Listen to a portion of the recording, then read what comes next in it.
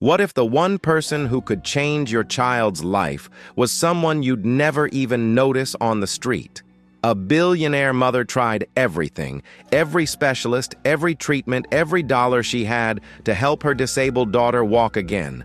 Nothing worked, until a man the world had been ignoring his entire life knelt beside her little girl in a broken-down park and did the one thing no doctor, no therapist, and no amount of money ever could. The rain had softened to a mist that hung over Greenfield Park like a gray curtain nobody bothered to pull back. It was the kind of park city planners forgot about: two rusted swings aslide with chipped paint and a row of benches so warped by weather they curved like tired spines. The grass grew in uneven patches between streaks of mud, and the single trash can near the entrance had been overflowing since Tuesday. Harry Carter sat on the bench closest to the swings, his work jacket zipped to his chin, his hands resting on his knees. He was 31 years old, built lean from years of physical labor, and his dark skin carried the kind of quiet exhaustion that came not from one bad day, but from 1,000 ordinary ones stacked on top of each other. He worked as a maintenance man for a housing complex 6 blocks east, fixing leaky faucets, replacing ceiling tiles, unclogging drains for people who never learned his name. They called him the maintenance guy, or when they were feeling generous, "Hey, buddy." He answered to both without complaint. His eyes followed Liam, his 5-year-old son, who was crouched beside a shallow puddle near the base of the slide. Liam had a sheet of newspaper spread across his knees and was folding it with the intense concentration of a surgeon. His small brown fingers pressed each crease with precision, turning the damp paper into something that resembled, if you tilted your head and believed hard enough, a boat. "Daddy, look!" Liam held up his creation, grinning so wide his missing front tooth turned the smile into something almost comical. "This one's gonna be the fastest." "Faster than yesterday's?" Harry asked. "Way faster. This one's got a pointy front." Harry nodded with the seriousness the moment deserved. "A pointy front. That's engineering right there." Liam set the boat on the puddle and blew on it gently. It drifted about 3 inches before tipping sideways and soaking through. He didn't seem disappointed. He was already reaching for another piece of newspaper. This was their routine. Every afternoon after Harry finished his shift, he picked Liam up from Mrs. Patterson's apartment. She watched the boy for a rate so low it was practically charity, and they walked to Greenfield Park. Not because it was nice, because it was close, it was free, and Liam loved it. That was enough. A woman jogged past the bench without glancing at Harry. A man walking a terrier crossed to the other side of the path when he saw them. Neither interaction was hostile. Neither was anything at all. That was the thing about being Harry Carter. In this part of the city, people didn't dislike him. They simply didn't see him. He existed in the peripheral vision of the world, a figure so expected in the background that he blended into the bench, the rust, the gray sky. He had made peace with it, or at least he told himself he had. Liam, on the other hand, saw everyone and everything. He waved at the jogger. He said, "Cool dog," to the man with the terrier who was already too far away to hear. Liam moved through the world as though it owed him nothing and offered him everything, and Harry sometimes wondered how long that would last before the world taught his son what it had taught him. The black SUV appeared at 4:17 in the afternoon. Harry noticed it the way anyone in this neighborhood would notice a vehicle that cost more than most apartments on the block, with a mixture of curiosity and suspicion.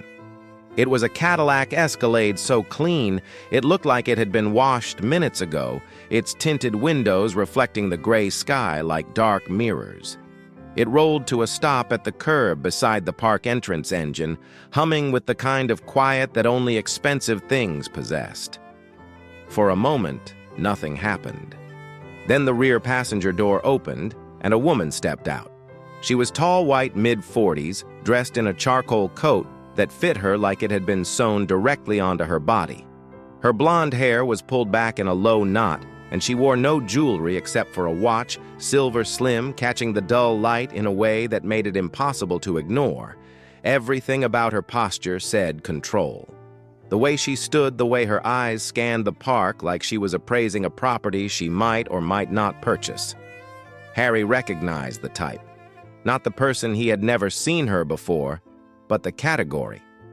People who move through the world expecting it to rearrange itself around them. People whose problems were solved by phone calls, not prayers. A driver in a dark suit came around the vehicle and opened the trunk. He pulled out a wheelchair, not the kind you got from a hospital supply catalog, but something sleek, lightweight, engineered. He unfolded it with practiced efficiency and rolled it to the rear door. Then the woman reached inside the SUV and lifted out a girl. She was small, maybe 7 years old, with auburn hair that fell past her shoulders and a face that carried an expression Harry recognized instantly, the look of someone who had been told too many times that everything would be fine and had stopped believing it. The woman set her gently in the wheelchair and adjusted a blanket across her lap. The girl's legs didn't move during any of this. They stayed exactly where they were placed, like objects that belonged to someone else. "Helen, we're going to spend some time outside today," the woman said. Her voice was controlled, measured, as though she had rehearsed the sentence to sound casual. "Dr. Whitmore thought it would be good for you." "Dr. Whitmore thinks everything is good for me," Helen said. Her voice was flat, but underneath the flatness was something sharp, the quiet defiance of a child who had run out of patience long before she should have needed any. The woman's jaw tightened, but she said nothing. She pushed the wheelchair through the park entrance, the driver following at a respectful distance, hands clasped behind his back like a soldier awaiting orders. Harry watched them from the bench. The contrast was so stark it almost felt staged, the gleaming SUV against the cracked sidewalk, the engineered wheelchair rolling over mud and broken asphalt, the woman's designer coat moving through a park that hadn't seen a city maintenance crew in months. Two worlds colliding in the most unlikely of places. He didn't know it yet, but the woman's name was Victoria Ashford. She was the founder and CEO of Ashford Capital Group, a private equity firm that managed assets worth more than the entire zip code surrounding this park. She had been on the cover of Forbes twice. She sat on the boards of 3 hospitals.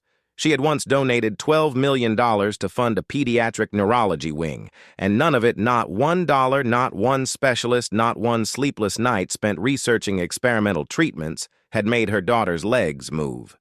Helen had been diagnosed with functional neurological disorder FND 22 months ago. The neurologists explained it in terms Victoria understood intellectually, but rejected emotionally. There was no structural damage to Helen's spine or legs, no injury, no tumor, no degenerative disease. Her body was physically capable of walking, but her brain had shut down the connection, locked it away behind a wall built from psychological trauma. The trigger had been the divorce. Victoria and Helen's father, Richard, had separated when Helen was 5, and the process had been anything but quiet. Lawyers' accusations, custody battles that turned the family home into a courtroom. Helen had stood in the hallway one night, listening to her parents scream at each other through a closed door, and the next morning she couldn't feel her legs. Just like that. As though her body had decided that if the world was going to fall apart, it would stop carrying her through it. Victoria had responded the way she responded to every crisis with resources. The best neurologists in the country, physical therapists who charged $400 an hour, an occupational therapy team, a sensory integration specialist, a psychologist who met with Helen 3 times a week, a custom wheelchair designed in Germany, an accessible renovation of their penthouse that cost more than Harry would earn in a decade. None of it worked. Helen's legs remained still. And with each failed treatment, each new specialist who shook their head and said, "These cases are unpredictable," something in Helen dimmed. She stopped asking when she would walk again.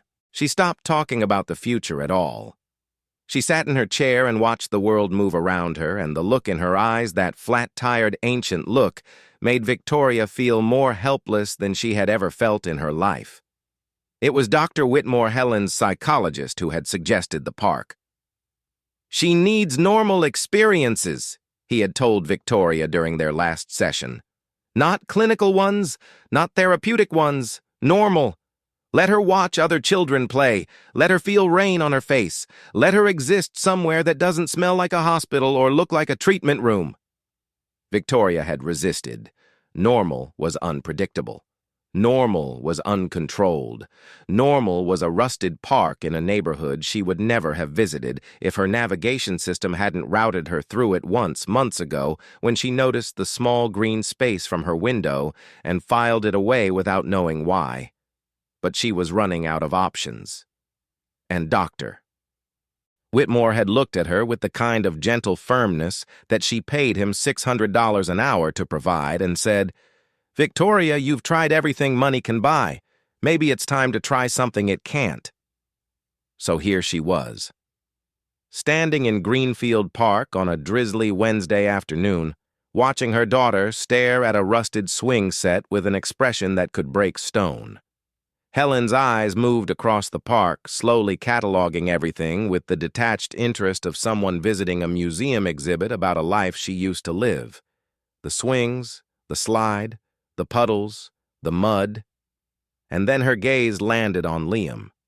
He was on his fourth paper boat, kneeling beside his puddle with newspaper ink smudged across his cheeks and fingers. He was talking to himself or to the boat.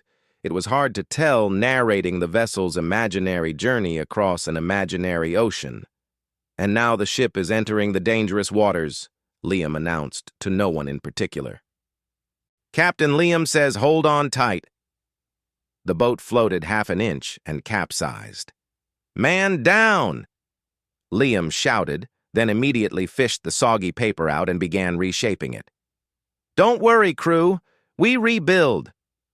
Helen watched him, and for the first time in longer than Victoria could remember, the flat expression on her daughter's face shifted. Not a smile, not yet, but something close. A crack in the wall, a flicker of something that looked almost like curiosity. Liam looked up. He saw Helen watching him. And because he was 5 years old and had not yet learned that the world sorted people into categories that were not supposed to mix, he did the most natural thing in the world. He stood up, walked over to her wheelchair, held up his soggy, half-collapsed paper boat, and said, "You want to make one? I can show you. It's not hard, but you gotta fold the corners real tight or it sinks." Helen stared at him. The driver took a step forward. Victoria's hand tightened on the wheelchair handle, and on the bench 15 feet away, Harry Carter sat up straight. He watched his son standing in front of a girl in a wheelchair, worth more than their car, offering her a wet piece of newspaper, like it was the most valuable thing in the world. Harry saw the driver moving closer, saw Victoria's posture stiffen with the instinct of a mother who controlled every variable in her daughter's life. He knew what was about to happen. Someone would step in, politely redirect Liam, and the moment would evaporate like mist. He had two choices: call Liam back, avoid the awkwardness, stay invisible, or stand up. Harry stood up. He walked over to the wheelchair, aware of the driver's eyes tracking him, aware of Victoria's gaze sharpening as a strange black man in a work jacket approached her disabled daughter. He felt it all, the weight of assumption, the silent calculus of suspicion, and he kept walking. He knelt down beside Liam, put a hand on his son's shoulder, and looked at Helen. "Hey there," he said. His voice was warm, unhurried, as though they had all the time in the world and nowhere more important to be. "I'm Harry. This is my son Liam. He's pretty serious about his boats." He glanced at the soggy mess in Liam's hand. "Well, he's serious about trying anyway." A sound escaped Helen's mouth. Small, involuntary, almost lost in the drizzle, but unmistakable. She laughed. It was barely more than a breath, but it cracked something open in Helen and Victoria, and in the gray, forgotten afternoon that had until that moment been just another day, that didn't matter. Liam grinned his gap-toothed grin. "See, I told you it's not hard. Come on, I'll get you some newspaper." He ran off toward the bench where Harry kept a stack of old papers, leaving Harry kneeling beside a billionaire's daughter in a park that the rest of the city had forgotten, with a woman behind him whose world was about to tilt on its axis. And on the ground beside the puddle, a paper boat drifted slowly in a circle, going nowhere and everywhere at once. Liam came back with 3 sheets of newspaper tucked under his arm like he was delivering classified documents. He dropped them on Helen's lap without ceremony, then sat down cross-legged on the wet ground beside her wheelchair. "Okay, first you gotta fold it in half," he said, already demonstrating with his own sheet. "Like a book. Then you fold the corners down to the middle. That's the tricky part, because if you don't make them, even the whole thing goes sideways." Helen looked down at the newspaper on her lap. Her fingers hovered above it, uncertain. It had been a long time since anyone had asked her to do something with her hands that wasn't part of a therapy exercise. No one was measuring her grip strength. No one was taking notes on a clipboard. A boy she had met 2 minutes ago was simply asking her to fold paper. She picked up the sheet and folded it in half. "Good," Liam said, nodding like a foreman approving structural work. "Now the corners." Harry stayed kneeling nearby, close enough to help, but far enough to let the moment belong to the children. He could feel Victoria standing behind him. Her presence carried a specific kind of gravity, the sort that came from years of being the most important person in every room. He didn't turn around. He kept his attention on Helen's hands as they pressed the newspaper into uneven creases. Victoria watched from 5 feet away, her arms folded across her chest. Every instinct she had was firing at once. The driver. His name was Marcus, stood beside her, and she could tell by the angle of his shoulders that he was ready to intervene at her signal. But she didn't give one, because Helen was folding newspaper. Helen, who had spent the last 22 months refusing art therapy, rejecting crafts, pushing away every gentle attempt to engage her in anything that wasn't strictly necessary. Helen was folding newspaper in the rain with a strange boy, and her face looked different. Not happy, not yet, but present. As though she had stepped back into her own body after a long absence. "Mine looks weird," Helen said, holding up her creation. It was lumpy, asymmetrical, and bore only a passing resemblance to a boat. Liam studied it with genuine consideration. "That's not weird. That's a battleship. Battleships are supposed to look tough." The corner of Helen's mouth twitched upward. She looked at Harry. "Is he always like this?" Harry let himself smile. "Every single day. You should hear him explain why cereal is better than pancakes. He's got a whole argument." "Because cereal has crunch," Liam said, as though this were settled law. "Pancakes are just flat bread." Helen laughed again, fuller this time, less guarded. The sound traveled across the damp air and hit Victoria like something physical. She took a sharp breath. Marcus glanced at her and she shook her head slightly, not now. Harry noticed the exchange. He understood what it meant. The woman was letting this continue, but she was holding the leash tight. One wrong move, one moment that felt unsafe, and the SUV door would close, and they would vanish back into whatever world they came from. So he moved carefully. He picked up a sheet of newspaper and began folding his own boat, slowly making each step visible so Helen could follow along. He didn't talk about her wheelchair. He didn't ask what was wrong with her legs. He didn't treat her like a patient or a project or a charity case. He treated her like a kid at a park on a Wednesday afternoon, because that's exactly what she was. "You want to test them?" Liam was already on his feet, pointing at the puddle near the slide. "We can race. My boat against yours." Helen looked down at the lumpy creation in her hands, then at the puddle 10 feet away. The distance might as well have been a mile. She was in a wheelchair. The ground between here and there was uneven, muddy, nothing like the smooth floors she was used to. She looked at Harry, not at Victoria, not at Marcus, at Harry. "Can you take me over there?" she asked. The question was simple, but what it carried was not. She was asking a stranger, a man she had known for less than 15 minutes, to move her. Not a nurse, not a therapist, not her mother. a man with newspaper ink on his fingers and a work jacket that smelled like cleaning solution. Harry looked over his shoulder at Victoria. Their eyes met for the first time directly. He didn't ask permission with words. He asked with his expression open, patient, without presumption. Victoria held his gaze for a long moment. Then she gave a single tight nod. Harry stood, gripped the handles of Helen's wheelchair, and pushed her across the uneven ground toward the puddle. The chair bumped over a root, and Helen grabbed the armrests, and for a second Harry thought he had made a mistake. But then Helen said, "Faster!" and Liam started running ahead, shouting, "The racing grounds are this way, follow me." Harry pushed a little faster. Helen's auburn hair bounced against her shoulders, and something shifted in the atmosphere of Greenfield Park, something that had nothing to do with the weather. They reached the puddle. It was wider than the one Liam had been using earlier, fed by a slow trickle from the slope near the swing set. Liam was already on his knees, positioning his boat at the edge like a pit crew preparing for launch. "Okay, Helen, put yours right here," he said, tapping the water beside his boat. "When I say go, we both blow. Whoever gets to the other side first wins." "What do I win?" Helen asked. Liam thought about this with complete seriousness. "You get to name my next boat." "Deal." Harry knelt beside the puddle and held Helen's boat at the waterline while she leaned forward in her chair. Victoria had moved closer now, standing at the edge of the scene, her arms still crossed, but her posture less rigid.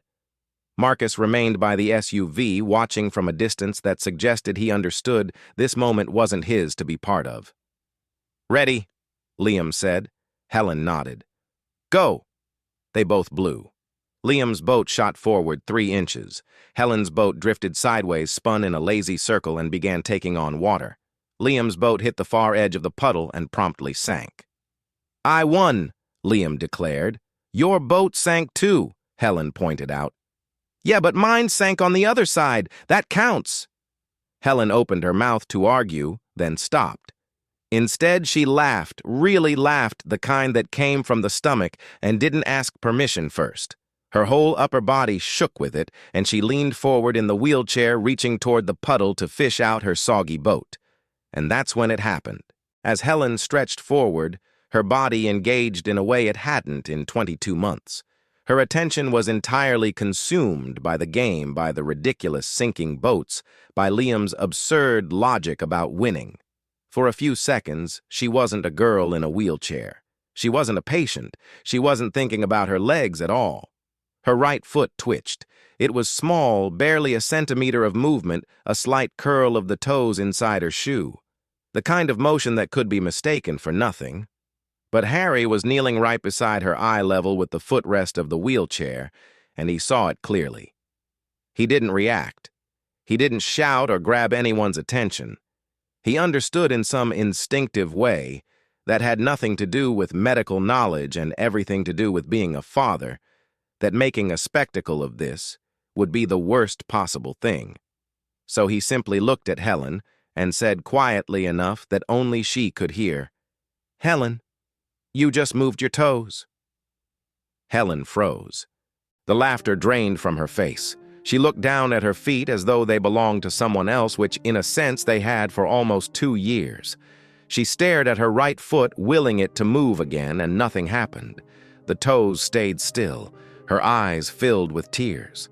Not the frustrated tears of a child who wanted something and couldn't have it, but something deeper. The tears of someone who had just been reminded of something she had trained herself to forget.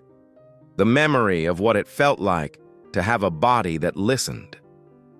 "I can't do it again," she whispered. Harry didn't offer false comfort. He didn't say, "Yes, you can," or "Try harder," or any of the phrases Helen had heard 1,000 times from well-meaning professionals. He just said, "That's okay, it happened once. That means it's still in there." Victoria had seen it too. She was standing close enough now to have caught the movement, and her face had gone completely white. Her lips were pressed together so tightly they disappeared. She looked like a woman standing on the edge of a building, not about to jump, but terrified of what she might see if she looked down. She pulled out her phone and stepped away, turning her back to the group. Harry heard fragments of her conversation, Dr. Whitmore, and I need to speak to him now, and her toes, she moved her toes. Her voice cracked on the last word. When she came back, her expression had rearranged itself into something more controlled, but her eyes gave her away. They were bright and wet and searching Harry's face for something she couldn't name. "The doctor said it's possible," she told him. Her voice was steady but barely. "He said FND responds to positive emotional stimulation. The brain can start reopening pathways when the patient feels safe and engaged without being conscious of the therapeutic intent." She recited the words like someone reading from a medical textbook holding on to clinical language like a handrail. "But he also said there are no guarantees. It could be a one-time involuntary response." Harry nodded. "Could be." Victoria stared at him clearly, expecting more. A pitch, an offer, a request.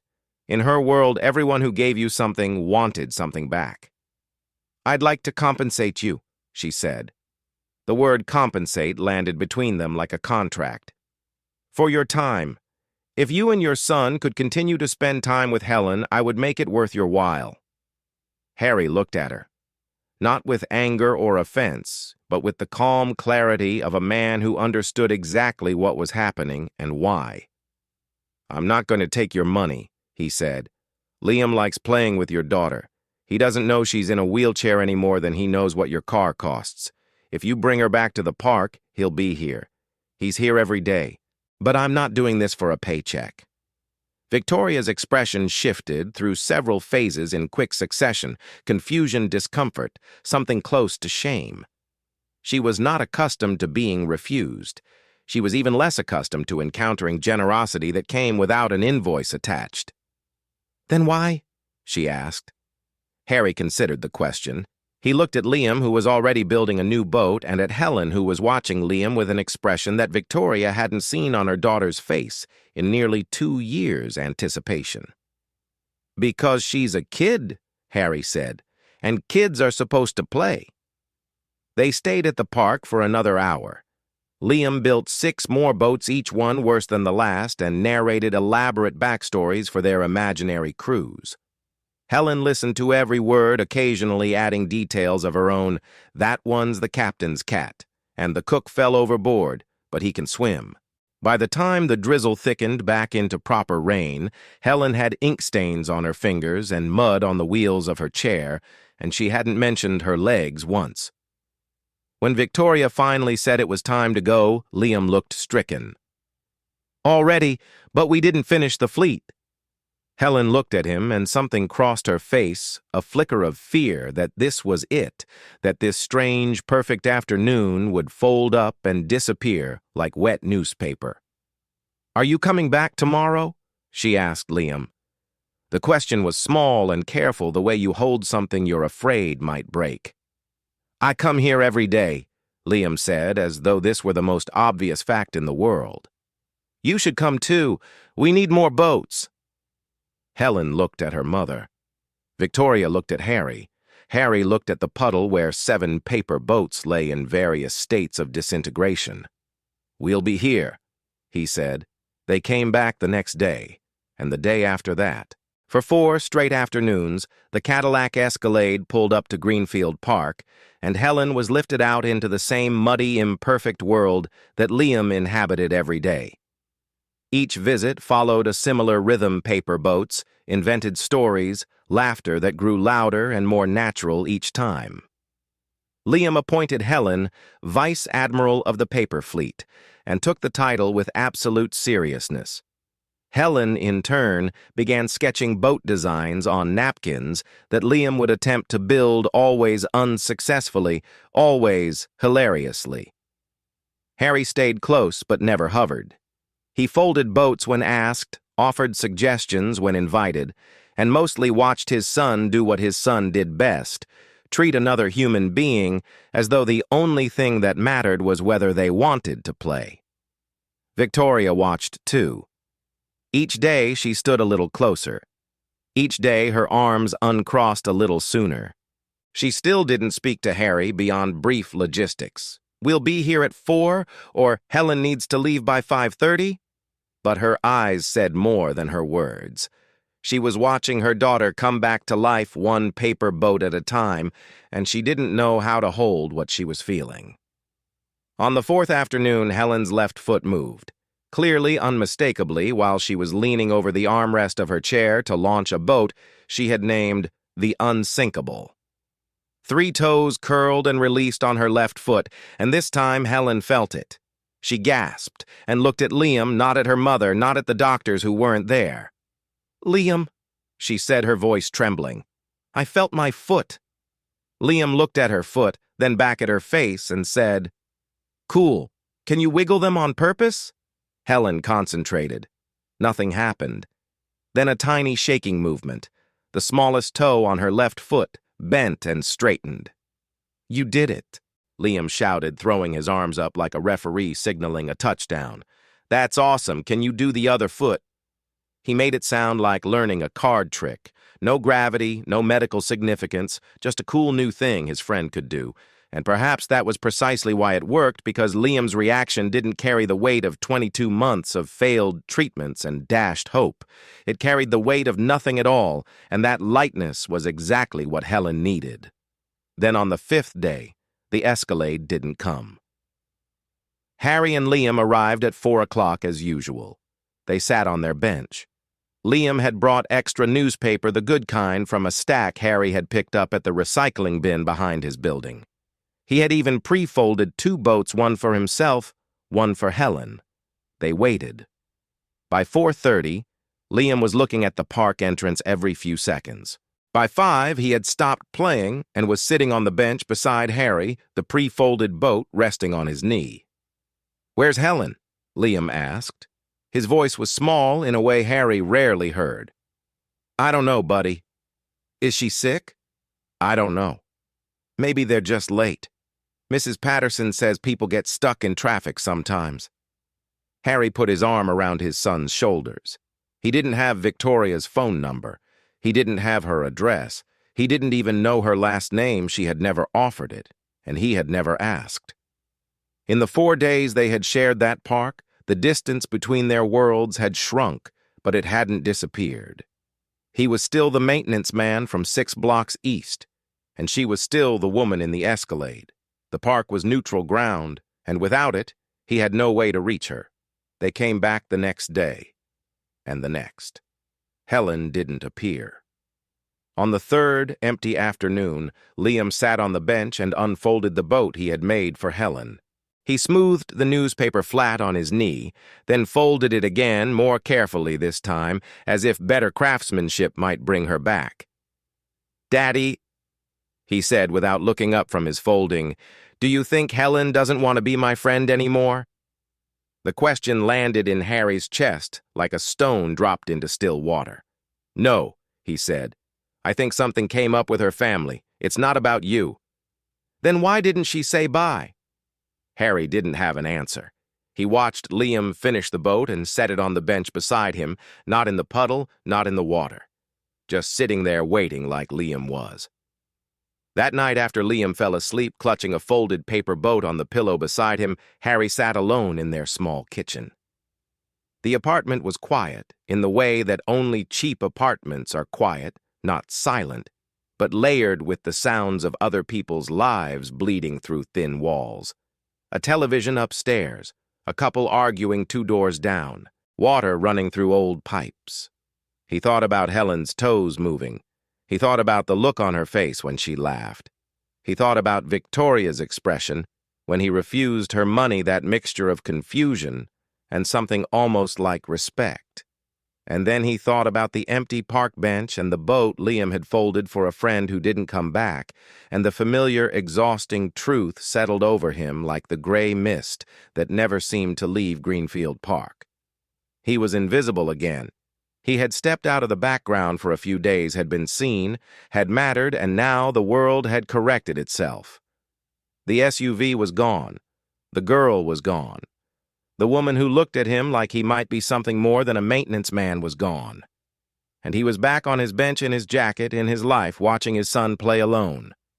He had been foolish to think it could be any different. What Harry didn't know, what he had no way of knowing, was that 200 miles away in a rehabilitation facility that charged more per night than he earned in a month, Helen Ashford was sitting in a treatment room and refusing to move. Not refusing because she couldn't. Refusing because she wouldn't. The facility was called Maplewood Center for Neurological Recovery, and it occupied a converted estate on a wooded hillside outside the city. The hallways smelled like lavender and new carpet. The staff wore soft-soled shoes and spoke in measured tones. Everything was designed to feel calm, controlled, therapeutic. Everything was designed by Victoria. Helen hated it. She sat in her wheelchair in the middle of a room with floor-to-ceiling windows, and a physical therapist named Dr. Brennan kneeling in front of her holding a foam ball. "Helen, can you try pressing your foot against the ball for me? Just a little pressure." Helen stared at the ball. She stared at Dr. Brennan. She stared at the window where rain was sliding down the glass in long, crooked lines. "No," she said. Dr. Brennan maintained her professional composure. "We saw in your file that you had some movement in your toes recently. That's wonderful progress, Helen. We just want to build on that." "It didn't happen here," Helen said. Her voice carried the same flat defiance she had used with Dr. Whitmore, with every therapist who entered her life with a clipboard and a plan. But underneath it now was something new, not resignation, but clarity. The clarity of a 7-year-old who had discovered something true and was watching the adults around her miss it entirely. Victoria was standing in the observation room next door, watching through a one-way mirror. She had her phone in her hand, a half-written email to Maplewood's director on the screen, and her jaw was set in the expression she wore during hostile board meetings. But her hands were shaking. She had done this before. New facility, new team, new protocol. Each time she told herself this would be the one that worked. Each time she watched Helen retreat further behind the wall that no amount of money could scale. But this time was different, because this time Helen wasn't just refusing. She was asking for something specific. "I want to go back to the park," Helen told Dr. Brennan. "I want to see Liam." Dr. Brennan looked at her notes. "Who is Liam?" "My friend. He makes boats." Dr. Brennan wrote something down and smiled the kind of smile that adults give children when they think they're being redirected. "That sounds lovely. Maybe we can do a boat-building activity here at the center. I'll talk to the recreational therapy team about—" "It's not the same," Helen said, cutting her off with a sharpness that startled the therapist. "It's not the same if someone plans it. It has to be real." Victoria lowered her phone. Through the glass, she watched her daughter's face, fierce, certain more alive in her frustration than she had been in months of compliance, and something cracked open inside Victoria's chest that she had spent 2 decades sealing shut. Control. That had been her answer to everything. When her marriage fell apart, she controlled the narrative. When her company hit turbulence, she controlled the board. When her daughter stopped walking, she controlled the treatment, the best money could buy, the most rigorous protocols, the most qualified specialists, all of it orchestrated with the precision of a military campaign. And all of it had failed. Not because the doctors were wrong or the treatments were flawed, but because she had been trying to engineer something that couldn't be engineered. She had been trying to buy back something that was never for sale. What Helen needed wasn't a facility with lavender hallways and foam balls. What Helen needed was a muddy park, a puddle, a boy who didn't care about her wheelchair, and a father who knelt beside her and said, "You want to play a Victoria left Maplewood that evening." She drove herself no Marcus, no Escalade. She sat in her sedan in the parking lot for 20 minutes, gripping the steering wheel before she pulled onto the highway heading back toward the city. She didn't call ahead. She didn't have Harry's number any more than he had hers. It took her 2 days. 2 days to clear Helen's discharge from Maplewood, to cancel the remaining sessions, to endure the politely skeptical looks from the medical team, who couldn't understand why a woman who had spent $250,000 on their program was pulling her daughter out after 11 days. She didn't explain. She didn't owe them an explanation. She owed one to her daughter, and she owed one to a man on a park bench who probably thought she had forgotten him. On a Tuesday afternoon, Harry was sitting on the warped bench at Greenfield Park, watching Liam sail a paper boat across a puddle that had become so familiar it felt like territory they owned. It had been almost 2 weeks since Helen's last visit. Liam still brought an extra boat every day. He set it on the bench beside him at the start of each visit and took it home at the end, slightly more crumpled each time, but never thrown away. Harry had stopped expecting the Escalade. He had folded the hope up and put it away the way you put away seasonal clothing, not discarded, just stored somewhere you wouldn't have to look at it every day. Then he heard the engine. Not the Escalade, something smaller, quieter. A silver sedan pulled up to the curb and Victoria Ashford stepped out. She was wearing jeans and a plain sweater clothes. Harry had never seen her in clothes that made her look like a different person. Or maybe the same person stripped of armor. She walked into the park alone. No Marcus, no entourage. Just a woman in jeans crossing muddy grass toward a bench where a man in a work jacket sat watching his son play. Harry stood up, not because he felt he should, but because something in the way she walked told him this was not the same woman who had offered him money 10 days ago. This was someone arriving at a place she should have come to a long time ago.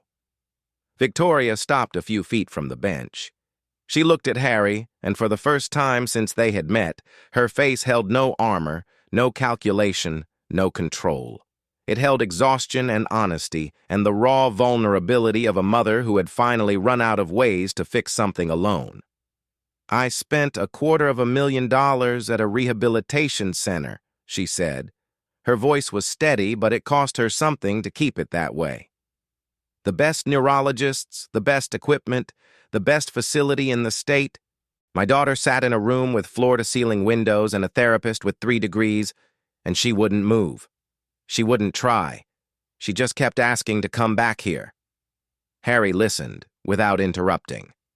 "The only time my daughter's legs have moved in almost 2 years," Victoria continued, "was in this park, with a paper boat, with your son."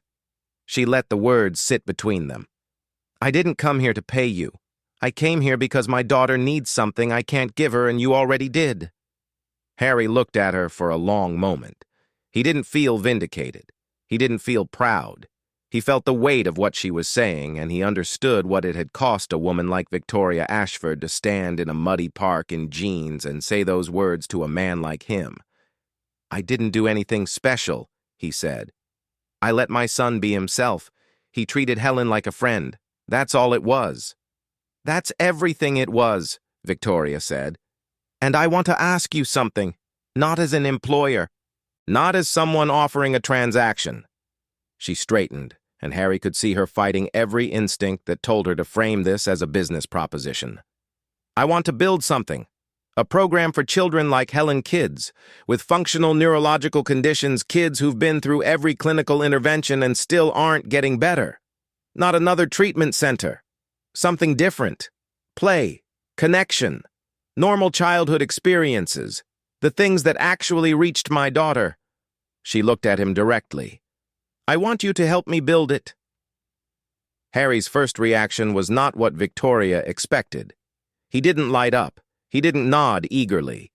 He looked down at his hands, the hands of a maintenance man, calloused and stained, the hands that fixed other people's problems in buildings where no one knew his name. "I fix drains and change light bulbs," he said. "I live in a 2-bedroom apartment with a 5-year-old and a stack of old newspapers." "Who am I to stand next to you and build something like that?" Victoria took a step closer. When she spoke, her voice carried something that Harry had never heard from anyone in his life. Not pity, not charity, but recognition. "You are the only person who made my daughter laugh in 2 years," she said. "You are the only person she asks for by name. You walked across a park when everyone else would have looked away, and you sat down next to my child and treated her like she mattered. Don't tell me you're not enough." The words landed in a place Harry didn't know was empty until they filled it. He didn't answer right away. He watched Liam, who had noticed the silver sedan and was already scanning the car with the focused intensity of a 5-year-old looking for one specific person. "Is Helen here?" Liam called out, standing on his toes to see past Victoria. Victoria looked at Harry, and for the first time she smiled, not the controlled smile of a CEO, but the crooked, uncertain smile of a person who was doing something she had never done before. "She's in the car," Victoria said to Liam. "Do you want to go say hello?" Liam dropped his newspaper and sprinted toward the sedan before anyone could say another word. Victoria walked after him, opened the rear door, and Liam skidded to a stop on the wet sidewalk. Helen was sitting in the back seat, her wheelchair folded beside her. She looked thinner than the last time Harry had seen her, and there were faint shadows under her eyes that hadn't been there before. But when she saw Liam, her whole face changed like a light coming on in a window that had been dark for too long. "You came back," Liam said. It wasn't a question. It was a statement of fact, delivered with the absolute certainty of a child who had never doubted it, even when every evening he carried an unused paper boat home in his pocket. He reached into his jacket and pulled out a folded newspaper boat slightly bent, softened by days of being carried and handled and slept beside. He held it out to Helen. "I saved this one for you," he said. "It's the best one I ever made. I was going to put it in the water, but I wanted you to do it." Helen took the boat. She held it carefully, the way you hold something that means more than it should. Then she looked at Liam and said, "Let's go."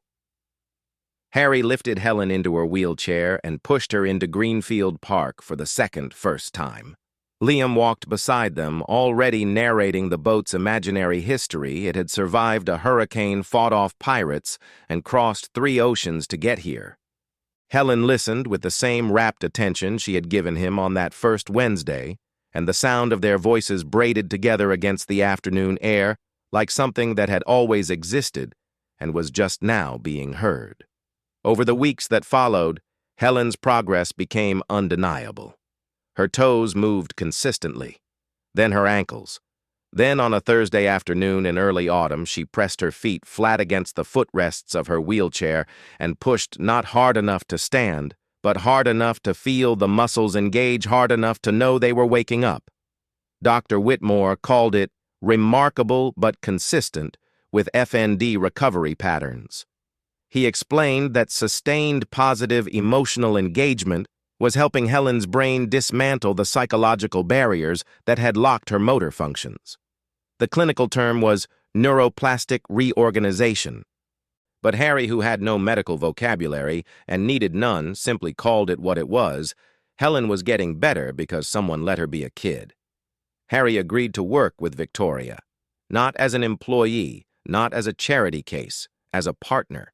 They called the program Ordinary Afternoons, and its premise was radical in its simplicity: create spaces where children with functional neurological conditions could play freely, connect with peers, and experience the kind of unstructured, unmonitored joy that clinical environments could never replicate. No clipboards, no foam balls, no treatment plans, just parks and puddles and paper boats. Victoria funded it. Harry shaped it. And the story that spread wasn't about a billionaire's philanthropy. It was about a maintenance man in a work jacket who had crossed a park on a rainy afternoon and sat down beside a child who needed nothing more than to be treated like one. On the last warm day before winter settled over the city, Harry sat on his bench in Greenfield Park. The bench was still warped, the swings still rusted, the trash cans still overflowing. Nothing about the park had changed. Everything about Harry had. Liam and Helen were at the puddle, surrounded by a fleet of paper boats in various states of seaworthiness. Helen was leaning forward in her chair, directing Liam on boat placement with the authority of someone who had fully embraced her role as vice admiral. Then Helen gripped the armrests of her wheelchair. She planted her feet on the ground, and slowly, shakily, with the concentration of someone relearning a language her body had forgotten, she pushed herself upward. She stood, not straight, not steady. Her legs trembled and her knuckles were white against the armrests. But she was standing on her own feet in a forgotten park beside a puddle full of newspaper boats in front of a boy who had never once treated her like she was broken. Liam looked up. His eyes went wide, and then he threw his arms in the air and shouted with the pure, unfiltered joy of a 5-year-old witnessing something extraordinary happen to someone he loved. "Helen, you're standing. You're standing up." Victoria, who had been sitting on the bench across from Harry, sitting not standing, not controlling, just being there, pressed her hand over her mouth. Tears ran down her face, and she did not wipe them away. Harry watched his son celebrate. He watched Helen's trembling, triumphant, terrified smile. He watched a paper boat drift across the puddle, catching the light, spinning gently the same way one had spun on that first afternoon when none of them knew what was about to begin. And for the first time in his life, Harry Carter did not feel invisible. He felt seen. Sometimes the thing that changes a life isn't a $1 million treatment or a breakthrough technology. Sometimes it's a man who stands up from a bench, walks across a park, kneels beside a child, and says, the simplest, most powerful thing in the world: "You want to play?" If this story reminded you of something, maybe a time someone saw you when no one else did, or a small act of kindness that changed more than you expected, then carry that feeling with you. You don't need money, power, or a title to matter. Sometimes all it takes is showing up, sitting down next to someone, and treating them like they belong. That's not a small thing. That's everything. If stories like this one mean something to you, subscribe to the channel so you don't miss the next one. And if you know someone who needs to hear this today, share it with them. You never know which story might be the one that changes everything.